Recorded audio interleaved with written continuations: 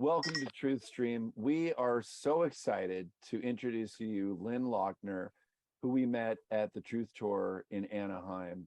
I was sitting there. I was next to Brad Wozny, and we were having this conversation. And out of the corner of my eye, I see this little pixie over there, and I'm like, "This is great," and we can talk a little bit later because Brad and I are already connected, right? And I'm like, "But I have to reach out to her." And she told me that she's like, she was in this moment, like she didn't want to be like too close, but she was on that cusp of maybe starting to walk away, right? And then I was like, okay, I need to talk to this girl. And what unfolded that night was a few hours of this amazing conversation and bringing light into our lives. And I said, Scott, I know you're over there in the bar, which even him and I are usually there. Oh, with but Mark Atwood. Yeah, with Mark Atwood. But I'm like, you need to get over here and meet this pixie. Yeah. And then I got a picture. Like one of the biggest moments of the Truth Tour was introducing Lynn to Tarot by Janine. And my whole being lit up. And then I took a picture of it. Actually, I shared that on I shared the picture, which you haven't seen yet, on our 10-minute video last night on YouTube. And anyway, this is just going to unfold organically. And get ready for Truth Tour 3 because she's going to be on it. She's going to be a speaker. And we're so excited to have her. Lynn, welcome to Truth Stream. And thank you so much for being here. Thank you, Joe. Thank you, Scott. Thank you for being here. Humbled to be here and so grateful. Yay. Yeah, tell us how you got here. How did all this happen? Tell us how you ended up, tell us obviously a little bit about, the mushroom you're going to talk about, but start off with how you got down to LA and what just made you say, I have to do this. So we'll start there. Well, let's see. It all started back in 2020, and all good things move forward with gratitude. So shout out to David Nino Rodriguez and Laura Eisenhower and Tarot by Janine. They were the first place that I found a place of home in the chaos. And I had been to this happening in Anchorage, Alaska, which is about 3 hours away from where I live. We live on the Kenai Peninsula in Alaska. And this event was called the Whole Life Festival. And it was a gathering of healers and magic workers and musicians and just beautiful people all over Alaska that came together to teach and to sell their products and their wares. And there was a gentleman that was kind of filling space before one of the speakers started. And he just started talking about, he's like, there's something that's about to happen that truly is a pandemic of fear. And he said, they're going to play it out like it's a virus or it's something you can actually catch in your body. But he's like, the worst thing you can possibly do is catch the fear. So, and he mentioned it had something to do with Tesla technology. And I'd heard of Tesla, but and I definitely marked that down in my notes, like, look up Tesla. What is this all about? And free energy. And he said, this is going to end up changing the world. So if you're on board with the fear, then you're going to experience fear changing your world. And follow your joy, you will experience the most amazing transformation of this time. And I'm a mother to 2 little boys that are absolutely my world. They, I believe they've been my introduction to this transformation. They both have just a really special way of looking at the world, looking at food and what they put in their bodies, how they play, how they engage. And I felt something stirring in me from the moment they were both born, like an uneasiness with this world that they were in. Like they're bringing in something totally different. They're ushering in this new time. And it started with my own body when I was pregnant with them. I just went through all these awakenings and changes, and like slowly friendships and family that were not resonant with my values and what I was coming to understand as the truth. They were falling to the wayside without me doing anything. It was just like, they just didn't understand where I was. And I didn't have the time to break it down and get them on board anymore. So then Dark to Light, the documentary Out of the Shadows came out, and Laura and David Nino Rodriguez were going to have the gentleman in that. I can't remember his name, and it never actually panned out. They never had him on because they just kept canceling and rescheduling. And in the meantime, they had these amazing other guests that it was like just complete synchronicity. It met me right where I was and opened the door a little bit more and a little bit more.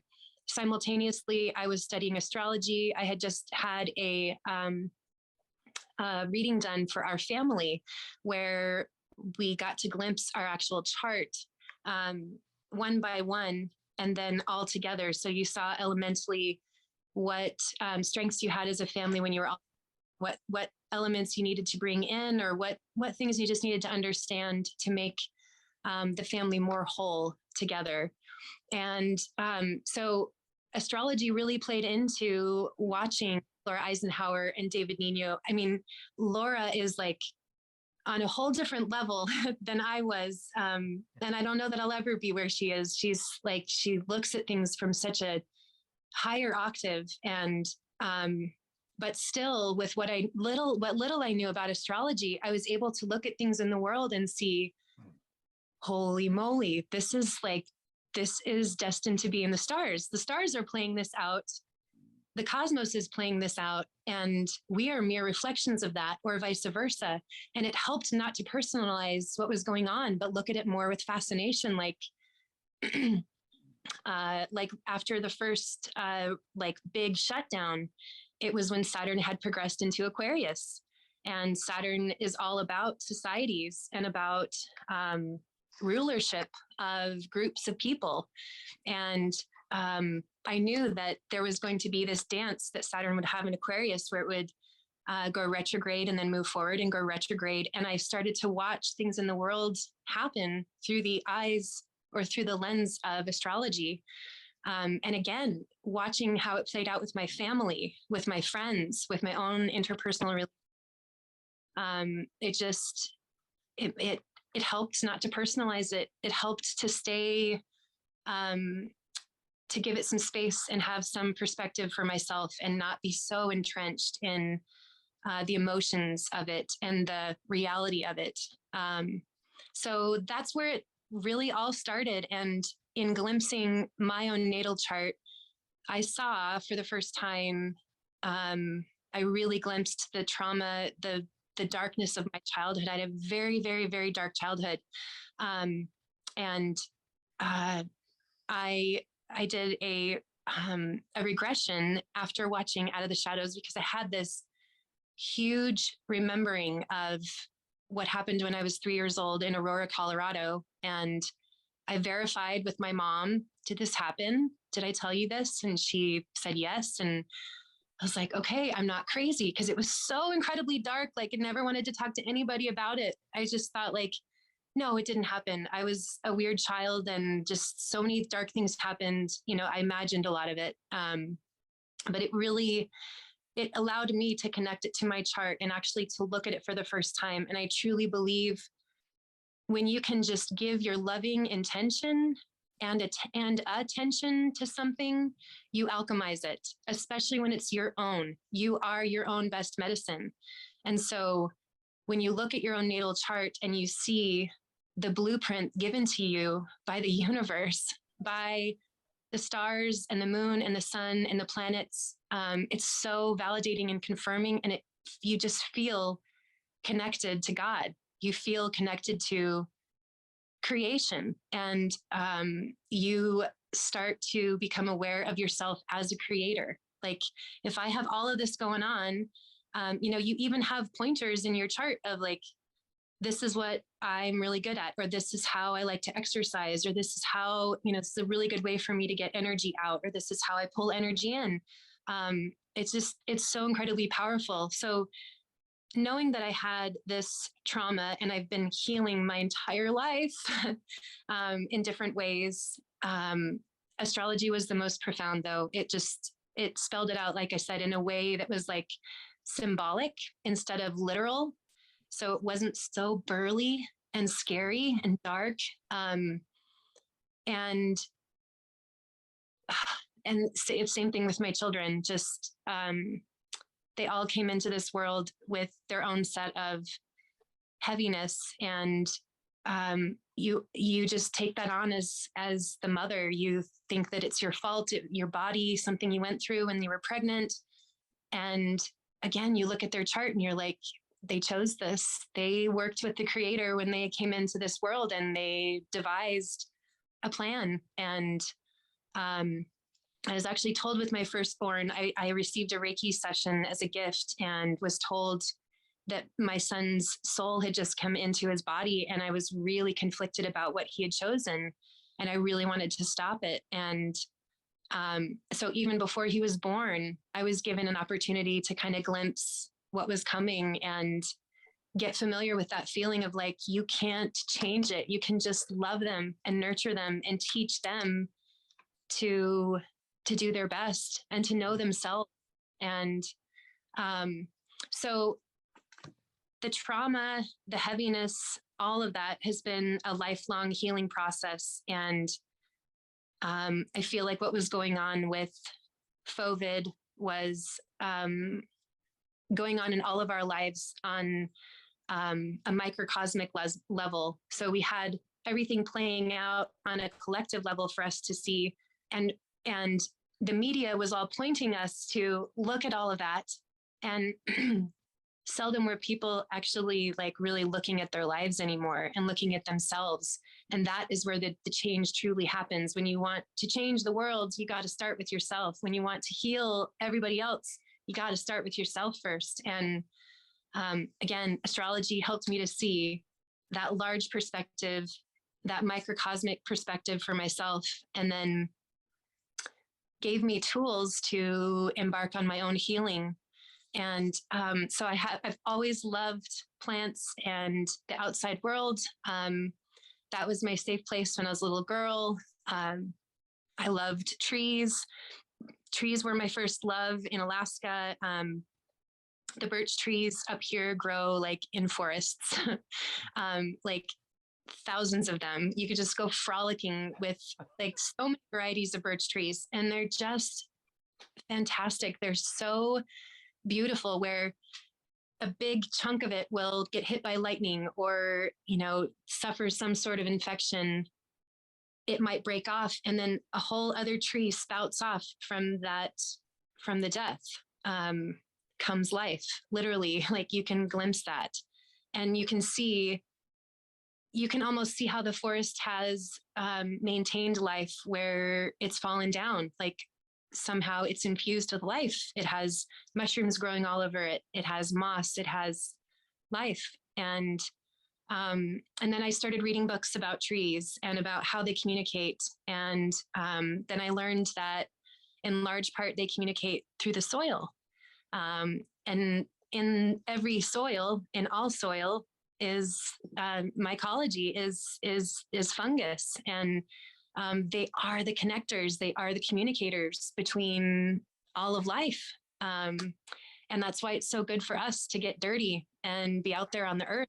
And yes, and so healing. And I started to feel that when I was walking out to the forest, like I was observing things going on, and it hit me one day, like, oh, they're observing me too, and they love me. Like, felt that. And I started seeing like the trees alive, like just their trunks, like alive. I could feel the life force in there. And when you stand there and you see all of these little lives looking back at you, these huge lives that have, withstood how many different seasons and extremes and what's going on in the skies. They absorb all of that. And they're still standing, and they're just swaying, and they're moving, and they're quiet, and they're holy and sacred and just incredible. And that's just, standing with them. And then you sit with them, or you hug them, or you touch them, and you can feel something instantly, or at least I did. And so they are an obsession. Birch trees are, I just absolutely adore them. They are my favorite tree. And they are what led me to the Amanita Muscaria. I was wanting to work with birch trees, like to make medicine, because every part of the birch tree can be used for medicine. All of their mushrooms, the polypores, the chaga, it's anti-cancer. I mean, anti-inflammatory. It may be better to not talk about the anti so much as it's just like pro-life.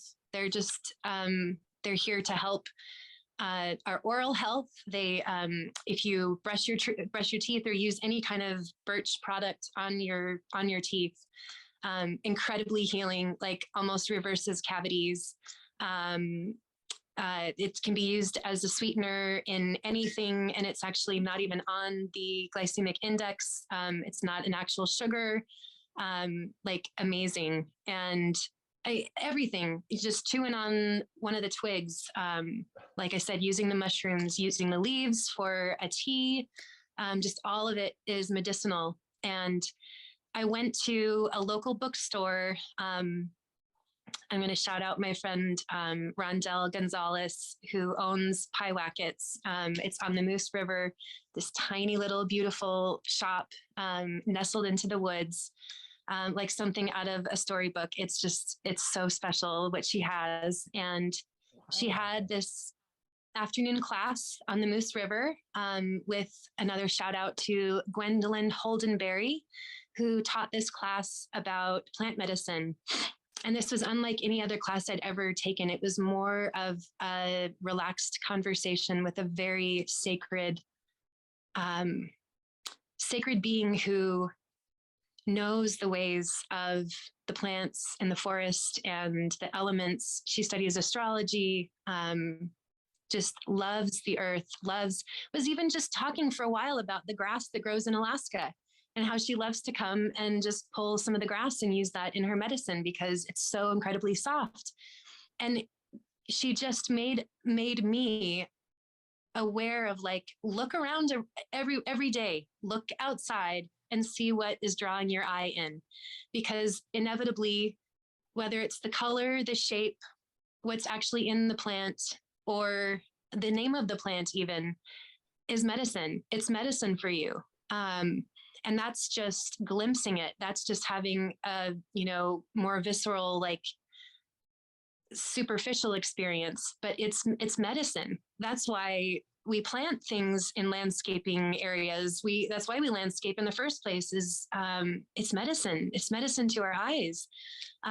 Then you smell the plant or the flower, or you touch it, and there's a whole different medicine that comes out of that.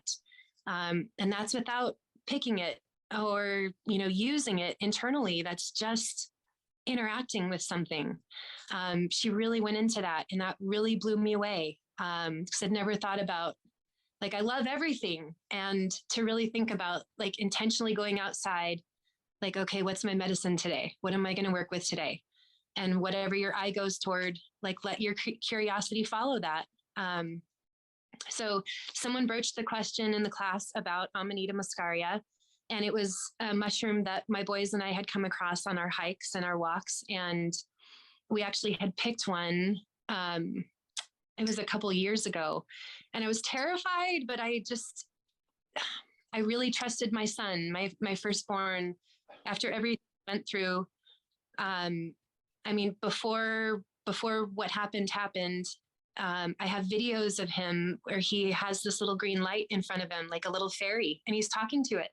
And you couldn't see it in the lens of my camera, but I'm like watching him in real life. It was insane. And when we would go into the woods and I had him on my back, he would just start talking to the trees and talking to everything. He would giggle, and then when he learned to walk, watching him interact with the woods was just like amazing. So when he wanted to pick this mushroom that I knew nothing about, and absolutely is like, I don't have one around me right now that I can share, but they're like, in terms of medicine, just seeing this in the wild will save your life in some way. It will change you in some way. They are so beautiful. They are magical. They're fun.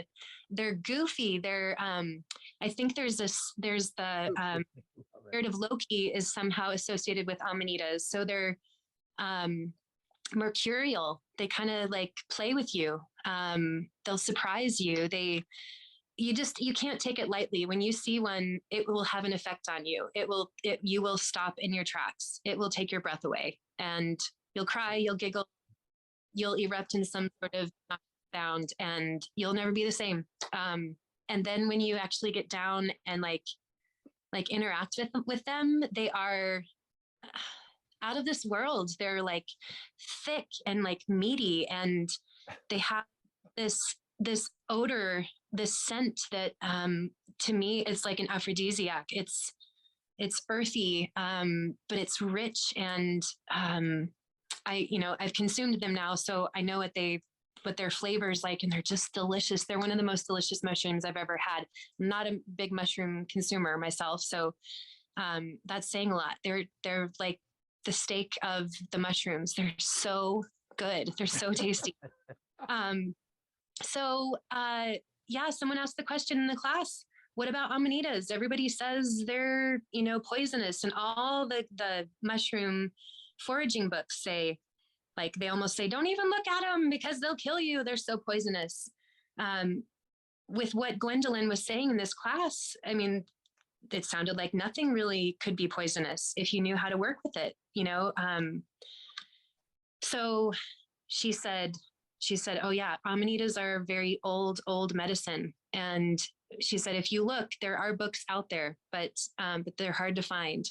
But absolutely, they can be used for medicine. And she didn't know much about the medicine that they could be used for. But at the time, she was suffering from sciatica pretty badly, where she almost didn't teach the class. She had a really hard time moving while we were doing the class, or even sitting. So I was like amazed. Okay, so that day I drove home just on cloud nine. I don't think my feet touched the ground at all. On my way home, I remembered this little patch that was off the side of the road that I was like, I think there's amanitas there. I just got to stop and look at him. So I did. And I just like sat there for a minute and just looked at him, and I took pictures, and I just asked them, will you let me work with you? And I said, I'm going to wait for your answer. But I love you, and I thank you, and I would love to work with you. Will you teach me? And then I walked away, and I let it be. And that night I took my dog on a walk, and I stumbled across a huge patch of them in the birch trees. And it was like, I had my headlamp on, and I could see them sporulating, and it looked like angels. I've never seen anything like that. And I haven't seen anything like that since. I mean, I walked into them, and there were like spores everywhere, just like dancing and moving. And I felt immediately like they were saying yes to me. I felt like they were doing a dance for me. They were revealing something like, yes, we've been waiting for someone to come along to find us and want to share us with the world. And I was like, I will do that. Okay. and then, oh gosh, then I was I just lost track of time. I was constantly looking at them, foraging them. I took my littlest on foraging hikes with me. He was having a blast. I was mindful of like, this could not, they're very strong. They're always sporulating, once they're all the way blossomed, they're just dropping spores. And I was like, my little guy is taking those in, and I'm taking them in. And I'm like, I don't know. I trust this. I just trust it. And we both were just like smiley and giddy and like grounded. And I can't explain it. Just, I felt like we were in another dimension. They take you to the dimension where we are supposed to reside, and it's not 3D. Right. And 3D does get so boring because it's all about time, and time ceases to exist with these mushrooms. And we exist in the dimension of time. We go somewhere else when we work with this interdimensional medicine. And there's science behind mushrooms actually stimulating trees or infusing trees, telling the earth to send the water up this tree because they know, okay, we need to start a little fire, we need to spread some seed, we need to, diversify a little bit. So they will infuse a tree with water in order to attract that lightning. And we could look at it from the 3D perspective of lightning, or we could look at it like it's an interdimensional download. It's something that's coming from the cosmos that didn't exist here yet. And it's a download. It's a sudden download that the soil, the plant, everything around it suddenly is infused with. And more strains of mushrooms or trees or whatever start to spread. And so by working with these mushrooms, I believe that we can access that information. I think even vibrationally or in frequency, you instantaneously get that by working with these mushrooms. So I started to go to all my favorite spots. I had my favorite areas to go frolic in the birch trees. And all of a sudden I was just going with reckless abandon, and I would go for hours and hours. If I had time, if my children were taken care of, I would go to my favorite spots and just disappear into the woods. I would sing to them. I would thank the trees constantly. I always said thank you. I never, picked all of them. I would ask, reach down and ask, kind of vibrationally. It's hard to explain, but it's like you get this like yee back from them. They're like, yes, happy. I know exactly what you're talking about. Yes. Yes, you got to ask permission. Yeah. Some of them are like, I'm not ready, or I want to be here. Yep. But you leave it. Yes.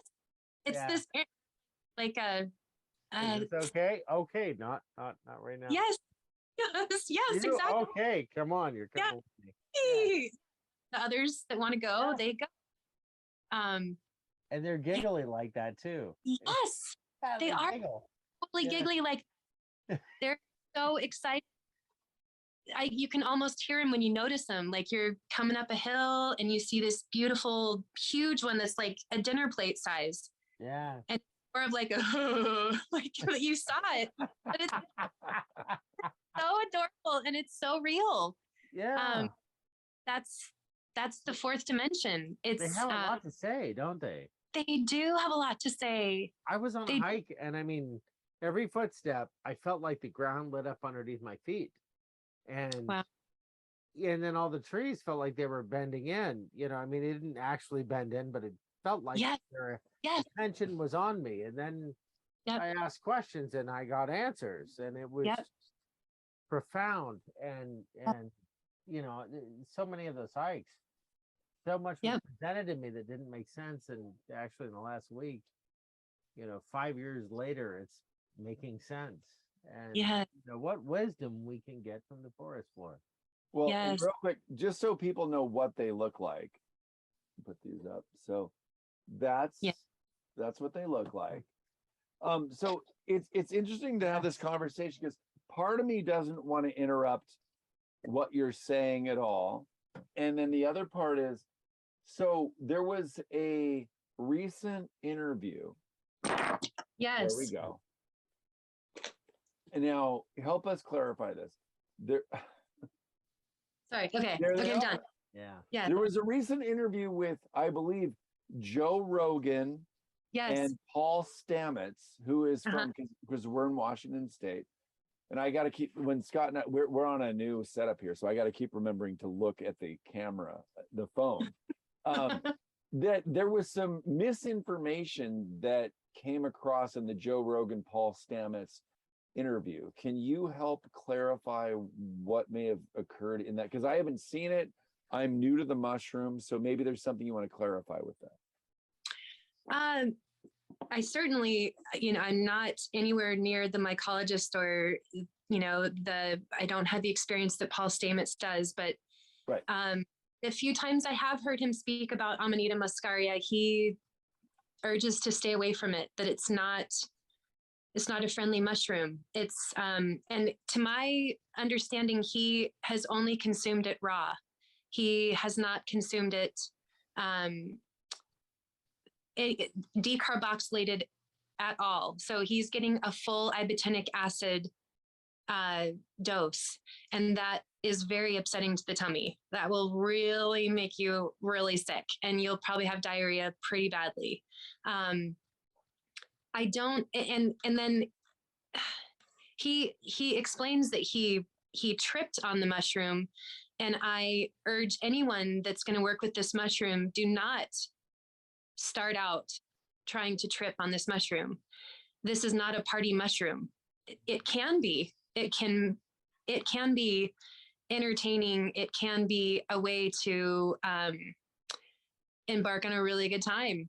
But before you're going to have that good time, you're going to need to do some work. You're going to need to do some healing.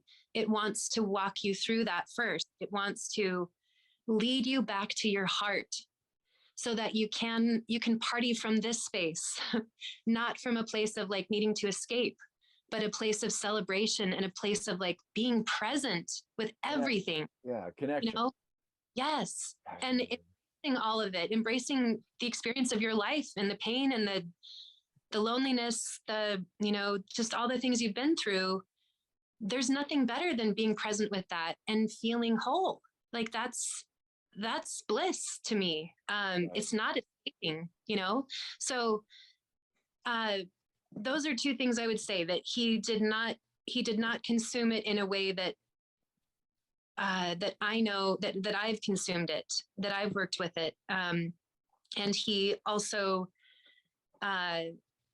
tripped on it, like right off the bat, just had a heavy dose. I think he explained part of the time loop thing, that like, and this is how kind of the Loki aspect of it, the mythology of Loki comes in, is the Loki's the trickster. And so you can, when you're in the throes of Amanita, when you're working with it, when you've taken some, well, I guess more of closer to a hero dose, you do kind of have this like trippy, like things keep playing out the same. Like Paul Stamets, I think, like dropped his camera, and he was like, oh no. And he picked it up and he dropped it again. And he just kept doing that, or it kept playing in his mind that way.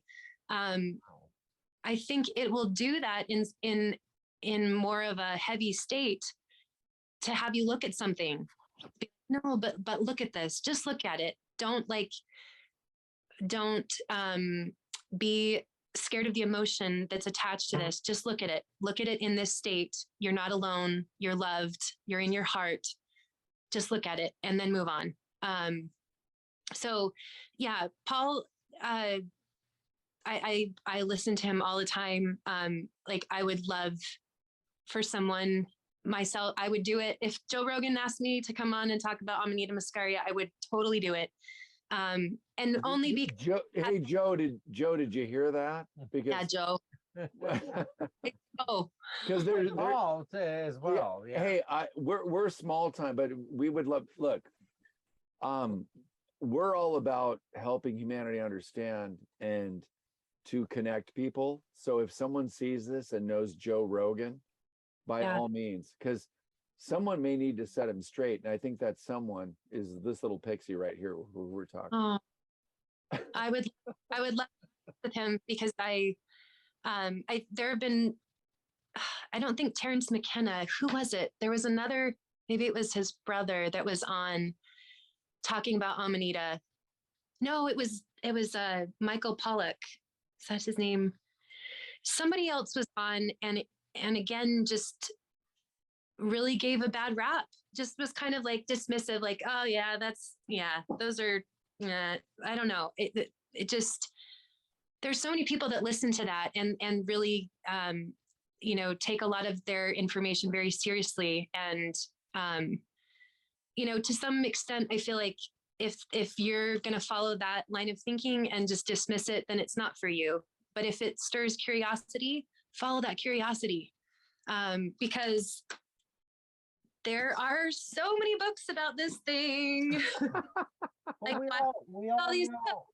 We why know Amanita Muscaria through Santa Claus. Those right? are 5 books already. 6? Oh my God. Yeah. See, this is, oh my God. This is why we are interviewing this lovely pixie, because look at this stuff. But I think we all know about Santa Claus. And Yeah. and 10. What does Oh this, my What gosh. does this mushroom have to do with Santa Claus? there's 2 answers to that, and we might not be able to get into it.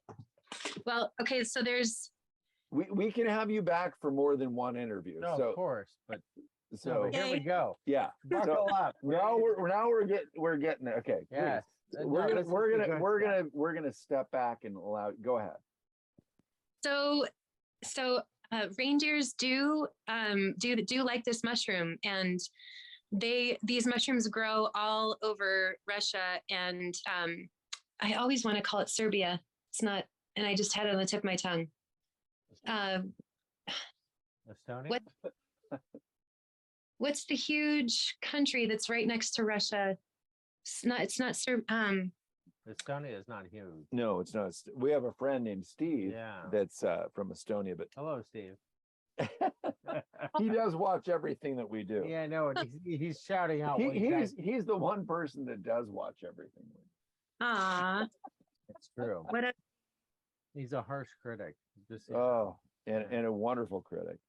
good. He only has our best interest in mind. But let's look at this. So Okay, so I can't. I just had here. Oh, this book just came out. That's then the this one is I took a picture of. Oh. Yes, I'm going to be ordering. Um, that book. this is really the main reason I brought what I did on the Truth Tour, because this corroborated all of the research I've been doing for the past 2 years. And she talks about it in the book. I was just looking at it before we went on, and she had the name of this country that I can't remember. Anyway, they thought that the Amanita Muscaria started in this country. It's right across from Alaska, and it's I always do this with this country, and I think of it as Serbia. Anyway, there's all of the tribes, the ancient tribes, the current tribes have used Amanita Muscaria in their cuisine, in medicine, and in ritual. And there are cave dwellings that have carvings in them from this mushroom. So that's purportedly that's where the Santa Claus myth, or that region is where the Santa Claus myth comes from, because they work with reindeer, like that's their horse, and the reindeer love these. They eat these, and so a lot of times they'll pick them and hang them on trees, and that's one version of where we got the Christmas tree and all the things that are hung on the Christmas tree, because they would hang these on, obviously in the wintertime, the deciduous trees they don't have any leaves left. So these are all hanging on coniferous trees. And that's where you get the tradition of the Christmas tree. So then they would feed this mushroom to the reindeer, and the reindeer would be able a lot longer. Yeah. Yeah, exactly. Yeah. That there's, rumors of some pretty amazing things happening. But they also, and there's a lot of folklore around this too, and a lot of really interesting traditions around consuming it from urine. So they would collect it from the reindeer, collect the reindeer's urine in the snow, and they would drink it, they would consume it. And because when the ibotenic acid is introduced into any acidic environment, including someone's stomach, an animal for some reason can handle it better than we can. then when it comes out, then it's decarboxylated, and so we can consume it. And that's what they used to do with the reindeer. Additionally, there are stories of like the elite had access to this mushroom, and a lot of times people would sneak into the parties, like I guess underneath the house or outside is where they had restrooms, and the elite would consume this and then go to the bathroom, and people would go and try and steal their urine, like hold something under them while they were peeing and consume it, because that was the only way, like unless you were, well-to-do, and had some pull politically, or, in the town where you were, you didn't have access to these. You didn't have access to higher realms or deep healing, or, just a good time. So, so there's a lot around consuming urine. A lot of people would, like in the tribal areas, a shaman would consume this and then urinate in a cup and pass it around, and everyone would, go into a trance with him that way. So that's one thing about reindeer and about Santa Claus. The thing that the other piece around Santa Claus that we'll have to come back to, because I would love to get into it, is about like the colostrum, the chrism oil in our own body, and raising the chrism through ascension, and working with this plant medicine. I absolutely can tell you that is a possibility. This will ascend you, in whether it's out of chronic illness, out of a state of mental disarray. If you're looking for not religious, but a spiritual ascension, I mean, on so many levels, this is just an amazing, deeply, deeply healing medicine that it grows in Leo season, and Leo is ruled by the sun, and the sun shines through our heart. Leo represents and is characterized by the heart. And so to me, this medicine is all about healing the heart, bringing our heart back into alignment with everything. We're so much controlled by even our mind, even just the way our world is set up. We're made to live on the exterior, and seldom do we have the chance to really go within and to feel at home there. And I can tell you that I have experienced just amazing meditations. I'm not real good at meditating, but it just puts me in a flow state where I just am happy to be in my body and to be present. And I feel like presence is so incredibly healing. To be in your own presence, to quiet your thoughts. That's when the downloads come. That's when you can really listen to your heart. And there's never been a better time to just tune into your own heart and listen and heal and be your own medicine. This is, yes, it's something that you take from the outside, but it boosts your own medicine. It will help you self-heal. It will help you honor your own voice and your journey. And again, it might bring up some things that you just breathe and notice and lean into a little bit, and it won't ever be the same again.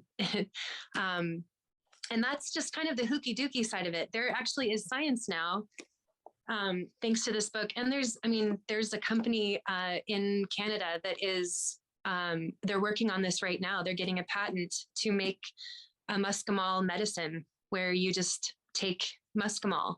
So it's acting on GABA receptors similar to benzodiazepines that help with sleep and anxiety and depression, but it has no addictive qualities to it. It also helps with, go ahead. Peterson, you should be paying attention, just saying. Okay. Are you telling Jordan that? Oh, I think Jordan Peterson would be delighted to learn. Well, we have a sample right here that We do. was gifted to us by the lovely Lynn. See what I'm talking about? It inflates. There's a little bit of fermentation going on. But Yes. Joe and I, while you continue to explain this, Joe and I are gonna each take 5 drops. I think that was Right yeah. on. Yeah, why not? So they are taking they're taking the Amanita ambrosia medicine that I made. I learned about the recipe this summer. I met a friend on Facebook on an Amanita or a mushroom group. And he and I kept sharing information with the group that everyone was like, wow, no way. But we exchanged a lot of information between the two of us, and he told me to look up Amanita ambrosia. So it's basically grape juice that's infused with about 2 ounces of dried amanitas. And it has enough vitamin C and acidity that it just blends beautifully with the mushrooms, and it decarboxylates. So you get almost a full decarboxylation after you've dried them and used the grape juice. And then the one I gave to you two has a tiny bit of brandy in it because it has to be refrigerated, and there was no way to refrigerate it. Bringing it down to Colorado and then LA, had to figure out a way to make it work. So I think it actually tastes really good with just that tiny bit of. It does. I just tasted it. Definitely, Nice. For the first time. Get the brandy on the tongue for sure. Yes. Yeah. It's not even. It's like 5, maybe 10 milliliters of brandy, like tiny bit. I just wanted to be cognizant of like people that are trying to get off of alcohol. I didn't want to put a bunch of alcohol in the medicine, Right. I really wanted to get the GABA play from the amanitas and not the alcohol. So yeah, that's what you have. I also, I make a double extraction, which is basically, it's 15 grams of dried amanitas to 250 mLs of milliliters of water. Distilled water is the best. And you let that simmer for about 20 to 30 minutes. And from there, you have this very potent tea. If you drank all 250 milliliters, that would be kind of like a hero's dose. And I would just discourage anyone from drinking that much right away or maybe at all. From that 250 mils, I would take a teaspoon at a time and maybe build up to a teaspoon if you haven't taken anything like this before. It can hit people pretty strongly. It can also, some people take 2 tablespoons as a microdose. How many in a tablespoon is that? How many milligram or how many drops would that be? Or gosh, yeah. I'd have to get back with that. Like this little bottle here would be how many teaspoons or tablespoons? That one has even more. Well, and see, a lot of people are accustomed to dosage by weight with psilocybin, where this is dosage by volume. And so you can, when you're going off of volume, you have to make sure you have a consistent amount that you're using. Like with the tea, you always want to get 15 grams of amanitas to 250 mLs of water. You always want to start with that because then you have a consistent dosage of volume. Got it. Ambrosia, I think the one that I brought down was 2 ounces to a gallon of grape juice. So, and that slow simmers for hours. I let that simmer for 3 or 4 hours, and then I let it cool. And I typically will add a little bit of lemon juice, either to the tea or the grape juice, because that helps the decarboxylation a little bit more. With the grape juice, I feel like because of the high vitamin C content, it really decarboxylates it so beautifully, and you don't have any tummy upset. It's a really nice way to get the medicine, in my opinion. The people I've shared it with, they really preferred the grape juice to the tea. The tea just, I think if you have some real chronic issues, if you have like cancer or a cancer diagnosis, I would go with the tea preparation. And if you get this book, it's all in this book. So I felt kind of like risque before talking about this, and that because You don't have to feel risque here. I don't. I don't. We are called Truth Stream, so we just We are presenting the rest of this tincture to our friend that is battling cancer. Yeah. And you know, this is really, I mean, a he- big part of this is for our friend Newell, yeah. and we'll be sending this, and we love Newell, and if anyone else gets it, that's awesome. But this, I mean, in a big way, this is for Newell. Well, we turned him on to turkey tail mushrooms, Paul Stamets, you know, who, Yes. Right. you know, had remarkable results with his mother. We could almost say remark of Newell. Yeah, I mean, she was I'm into definitely really bad you know, jokes. on her deathbed, and you know, she had 90% recovery in you know 40 days or whatever. You know, it's spectacular what this medicine can do. Yeah. Yes. I'm thrilled. You know, he looked it up and he's like, well, that's pretty controversial. And I'm like, no, I already took 5 drops and I'm fine. You know, and I've had, you know, 3 or 4 doses. I think it didn't kill me. So Well, Newell's a bit of a codger. I mean, Well, he's sure. very, very articulate. He always does the research. but he beat it by 70%. So Yeah, he's killing. so He's doing just amazing, the advice that Wow. we gave him, which was largely turkey tail mushrooms. which was He largely him. reduced his tumor by 70%. He Wow. went in for a PET scan and they referred him to a specialist because the traditional treatment seemed obscene Paled in comparison. for where he had gotten himself. Now he was Wow.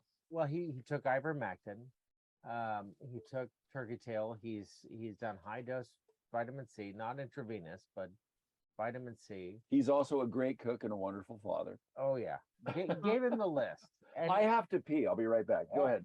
Anyways, it was extraordinary to see the results that he got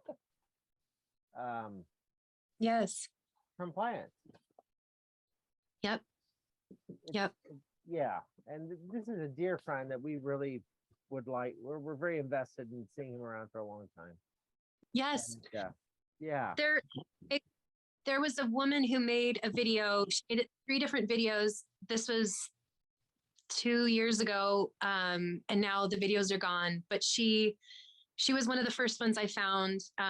She's in this cabin in the woods, and she's processing a bunch of amanitas and talking about using them on her animals. And she would dry them and grind them into a powder, and then add them to oil, and then use that oil sublingually and then also topically. And she actually said, you know, I've heard that there's a tincture you can make that's very strong with fresh amanitas and vodka that will actually treat cancer. And she's like, thankfully, I haven't, you know, had to deal with that. But I've now heard it. I've read it in this book, but I've gotten on these forums online where people are talking about using this very strong tincture for cancer treatment. And you, which I can send you, I have it made. It's good to go. You start with 1 and you build up every day. So 1 and then 2 and then 3 and then 4, and you build up all the way till you get to 30. And then you bring it back down. And you can use that sublingually. And then you can also make a poultice and put it on contact on, you know, any kind of, in the oils when, I mean, obviously when people were making this back in the day, they didn't have olive oil. They used, you know, rendered fats from animals. But there's something that they can't really put their finger on in the science with beta glucans that come through when you infuse it in oil. And that the beta glucans will attack any mast cell, anything. Wow. They take it away. So the tincture with vodka can be taken sublingually, although it's not advised. You know, I mean, you don't want to do a large amount of that. You want to start with drops every day and build up. So that's one for cancer, and the other is the oil on contact on you know, lymph nodes, anything. I use it myself. I have I guess as you get into your 40s, there's some lymphatic adventures, and I've been writing those adventures out, and I'm so grateful to have the oil that I do, because I'll put it where it's needed, and overnight gone. Like a big, you know, something that really gets your attention, like gone. So don't you have about a decade or decade and a half till your 40s? No. Well, when I heard you were in your 40s, I was like, there's a moment, there's a movie called I think The Wedding Singer, and it's there, he's singing, and there's this moment, and it's like, what in the hell did he just say? My head spun, because I literally thought you were probably like 29, 32. And so whatever you're doing is working. Wow. For sure. Thank you. No, I think I'm so excited to share this with our friend, and I'm so excited to share this with people that are really looking outside the mainstream. Yeah. I mean, who would have thought ivermectin would have an effect on cancer? Who would have thought? Right.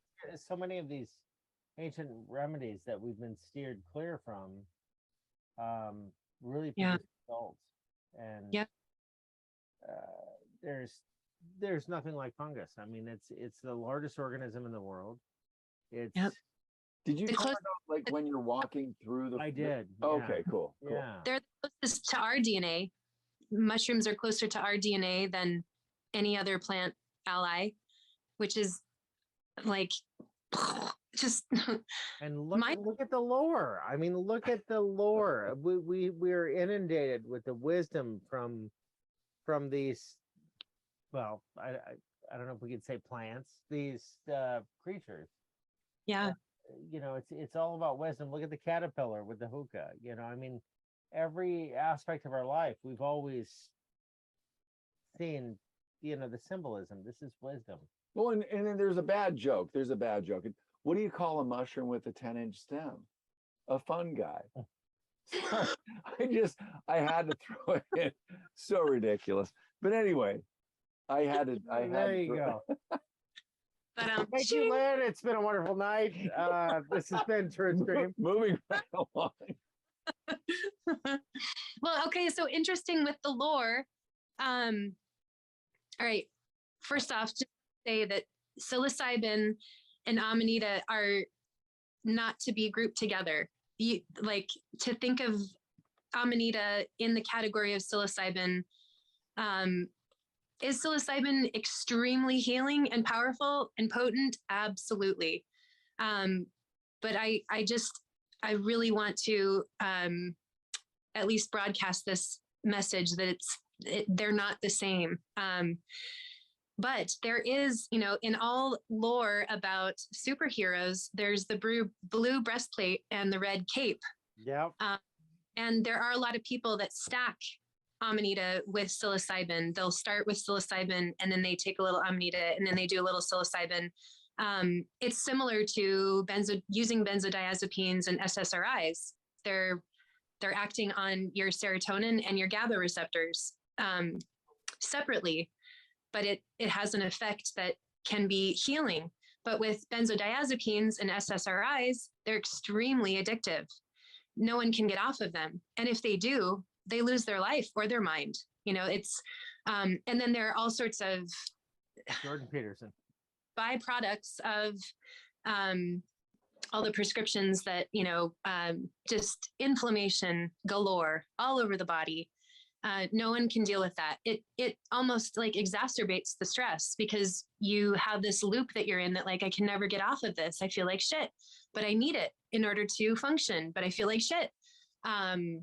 it's miserable. And it also, I mean, scientifically, it causes Alzheimer's. It causes the gray matter in the brain to proliferate. Yeah. That can't be good, you know? So yes, you can work with both of them independently. You can actually work with them together, but to think of them in the same category, I would just very much discourage that. Like I started out saying, Amanita is not a party drug. It's not something to just get fucking high off of. It is a deep medicine. And if you try to party with it, it will take you into your trauma. It will be like, no, not today. We're going to look at this shit and you're going to be a different person after this. Or you take it before sleep and it works with the deep unconscious or subconscious profoundly in your dreams. You may not remember it, but you'll wake up differently. You'll wake up. A lot of shit for me, let me tell you. Yeah. No, really, just like all the fears you're working with, it's like, oh, look at this. Now look at this. Yes. Yeah, it's been very exploratory, I should say. Nice. Yeah. There's definitely an effect, but it's subtle. I mean, it as far as your tincture is concerned, it's subtle, but I think there's a quiet wisdom with it. There really is. It goes where it needs to go. Exactly. And it shows you what you need to see. Yep. But not in a hallucinatory kind of way. Is that even a word? I don't know. Hallucinogenic. Yeah, well, yeah. Not even remotely. I've just been presented with some thoughts that, needed attention. And I found it kind of, it's quite profound, actually. But at the same time, completely subtle. Like, if I hadn't been fully conscious of the situation, I don't know that I would ascribe it to, consumption of this mushroom at all. Right. Do you see the empathy? Do you see the empathy on her face right there? Oh my God. I mean, you're just full. You just really care about people. I do. It's really beautiful to see that, and that's the world we're moving into. Well, that you're already bringing, So well, I'm very grateful to have met you. I'm pinching myself. Like doing all this work, I just haven't met a lot of people, at least in Alaska, that I flow with like this. I'm like, it's such a joy to talk to you and hear your questions and, just like meet you and your curiosity. And my curiosity is still the same. I will never be satiated here. They blow my mind. They just, and it's not not necessarily just the mushrooms. It's you're getting the medicine of the boreal forest. These ancient places that have been around for a long time. I mean, if you just walk in them and you see the storyline of like hundreds and hundreds of years, like big, huge trees falling and trees growing off of that tree and just beautiful mosses and just like the language of life and death and transformation and alchemy. You're getting that. You're ingesting that. Like, how can that not be good for you? How can that not be healing to take in the forest? That's when we go into the forest, it stimulates our creativity. It stimulates our presence. We're just there. Like, you cease to think about what you're going to do next or what you were just doing. You're just like observing and taking in sacred geometry. And it's powerful, powerful medicine that we're getting back to. Also, we're moving into the age of Aquarius. We all know this. Aquarius is ruled by Saturn in the old days. And now, since we've discovered Uranus, it's ruled by Uranus. Uranus is the great awakener. Uranus is lightning. And literally, we're moving into the age of Aquarius, where all these little societies of people, all of these collections of people of like resonance are coming together. And we're all going to have these amazing awakenings, and we're all going to have this knowledge of our connectedness. And it's not an age of believing, it's an age of knowing. We are going to come into this. Great point. The end of the Kali Yuga. Yes. Because Kali has been the devourer of men and just the sower of chaos. I mean, Yeah. you know, I mean, we're the best time we could possibly be living. Completely. In all of humanity. And yeah. God, you know, it's for those of us that know that and how we came to be here and how significant this is, it's just wow, what a privilege. Well, that makes me realize, because you know, we chose to be here. I mean, you're in Alaska. We were on the Truth Tour. There's no one else, I don't believe, that was from Alaska. So you are this missing piece of this puzzle, and we're all working on this. And then there was this thing I was going to say, and God, I hope it comes back to me. But you are this piece, and you're bringing light to something that I've seen so many examples of, this mushroom. And I can't believe that it keeps coming, and part of it might be even the AI and the algorithm keeps coming up. Like it might be my phone. It pops up. It's come up so many times just since we've met you. In the last week and a half. Yeah, it is. It's unreal. It's popping up. It's unreal. Yeah. And so I guess my point is, it's been so poignant to meet you, because you're this missing piece that's shedding light on something that so many people need to know about. So I don't know. Not missing the time, the piece, right? Yeah, because you're here. The timing is pretty miraculous. You're not missing anymore. Yeah, you're not missing anymore. Yes. Right. No, I'm super excited to see what happens with this. Me too. Me too. Yeah. I guess part of like ascending, I believe astrology. I think the news that we see is going to be replaced by like a lot of astrology things. There's going to be like people talking about what's going on. It's going to be in schools. It's going to be we're going back to the mystery schools. That's the taught, and they knew astrology and astronomy. It was something that was amongst the elite, but it did filter down to people. And before you could go see a practitioner, you had to know what your astrological makeup was, because that was how they treated you. They treated through astrology. It was where, you know, your Mars and Saturn and the malefic planets are in your chart, and where they are in the sky right now, and that they could inevitably find the cure, find the problem and the cure through astrology. It's in our body, that the makeup from the planets, the elements are in our body systems, that planet represents, that element is there. It's so incredible. And we've been so far removed from it for generations. But I guess astrology is a higher dimension, and this plant medicine is a higher dimension. And I encourage anyone to start working in the higher dimensions, because all of this bullshit talk about dates and times and when stuff is going to happen is 3D, and it's going to change constantly. It's going to frustrate you the more you dig into the 3D and try and like attach to dates and things that are going to happen. Delve into your own ascension. What is begging for your attention right now? Just be present with yourself. Just breathe a little bit and see what comes through. See what your body is telling you. Your body is this like amazing thing that's tuned into the earth and the stars and all of the elements. And we just think of it as like a receptacle, but it's powerful. It's a vessel that we're given. And the more that you pay attention and get frustrated by things not happening on a certain timeline, the more it's going to happen. You're going to draw more of that, because the universe is telling you, go in so you can go up. Stop.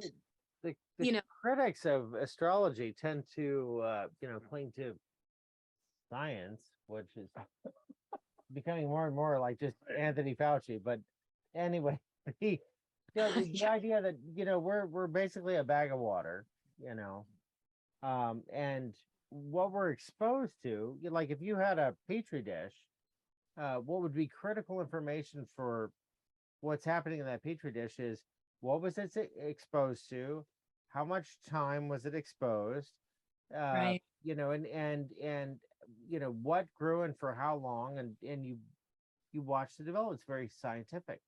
Um, when you're born, you're a bag of water. You're born under a certain set of circumstances that has a great deal of effect on what happens in your petri dish. It's what happens in your bag of water. This is Yeah. not, I think people like to dismiss it like they dismiss tarot and every other thing as,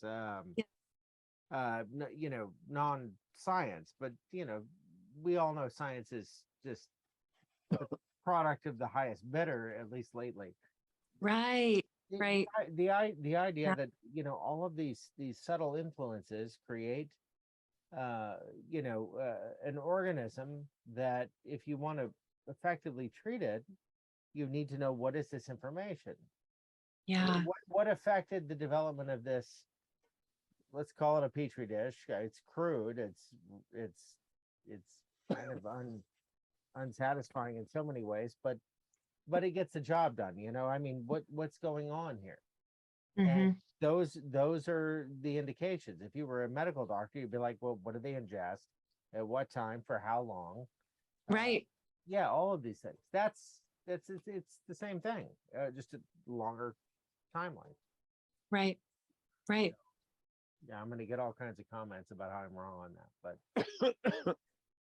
Well, I had just taken a class to learn about drums and drumming, and learned all about the circle is where we all gathered to create the medicine when we were going to go into battle, when some decision needed to be made. They would call the women into a circle, and we were the medicine bringers. We banged on the drums, we wailed, we sang, we gathered around a fire until the answers came. And to me, there's a bunch of apps out there to talk about astrology, but there's nothing like glimpsing it with your own eye, connecting the circle that is your eye to the circle of your chart. Like this is the imprint of, or spore print of one of the Amanitas. wow. I got so nerdy with these. Like I started doing spore prints. They're just gorgeous. Oh, wow. But like an eye. It looks like an Very much so. And all of them do. Like they're all subtly different, but they do. They look like an iris. And I think it's crucial we come back to the circle.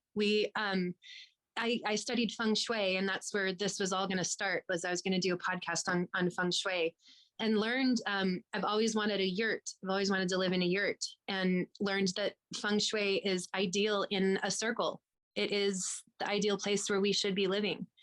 And we've been surrounded by all these harsh 90-degree angles that are definitive and kind of they in the feng shui world, they create arrows of energy that are debilitating, not good for us. So you think about all those angles and arrows, and in a circle, there's just a continuous coming backness. You don't want your energy just going out just aimlessly in one direction. You want, right. Yeah. Yes. Yeah. So whether it's the mushroom or it's looking yourself in the eye, doing mirror work, it's astrology, it's I don't know. I encourage you to find the circle that welcomes you back, wherever that may be. Even if it's finding out, a lot of people start with their moon, their rising, and their sun sign. And I mean, the heavenly bodies circular. That's where we got sacred geometry. It started with masonry. It started with interpreting the heavens and trying to form them into being here on the earth, making shapes that reflected what was in the cosmos, because that's where we looked, that's where we got our answers. That's, primarily where we started was growing food. And astrology was used to determine the seasons and the best time to plant a seed and the best time to harvest. So we drew so much from our life from the heavens, and we've been so removed from that. We are powerful creator beings, and everything around us is medicine. You just have to find a way to work with it. Find your way back to the circle and find something to bring with you, and find something, find a tool that works for you. And I love it that you're bringing this to us, and I so admire your work. I think we're probably over an hour at this point. Well, we know that you have to pick up your little boys. Yeah. We know that you will be back. And so is there anything that you want to leave the listeners with for part 1? And we'll definitely be back for part 2, probably a few after that, and hopefully see you at an event, maybe Truth Tour 3 or Healing Tour at this point, because a lot of people, as we go through the next few months, I know, Lily, I know, we're almost there. People are going to learn things in the next couple months that are going to blow their minds open about the reality of humanity and our planet, etc. But what do you want to leave the listeners with? Take a deep breath, keep breathing, trust yourself. You are here for the most amazing transformation that humanity, that all of creation has ever experienced. You are the light, you are the medicine. Trust yourself and follow your bliss. And that's what I have to say. I love it. Love it. Hmm. Love it. Thank you so much for spending your time with us. Thank you. We're looking forward to the next conversation, because it's got to happen soon. And here's the deal. She is setting up a few things to share her business, if you will, or knowledge with more people, but she's still figuring that out. So we'll have more for you, and we'll gladly share updates as she shares those with us. Yes, part 2 will be all about you sharing that with us. So wonderful. Wonderful. Yes, so good to meet you. So good to meet you. Yeah. So grateful. Oh, thank you for following your bliss and doing what you do. I've been catching up on your show now since the Truth Tour, and I just love you guys. I love you with my whole heart. Thank you for everything. We love you too so much. Thank you. Thank you. That means a lot. Absolutely. A lot. You make people tear up. So anyway, we'll you did the same thing we started. I was like, yeah.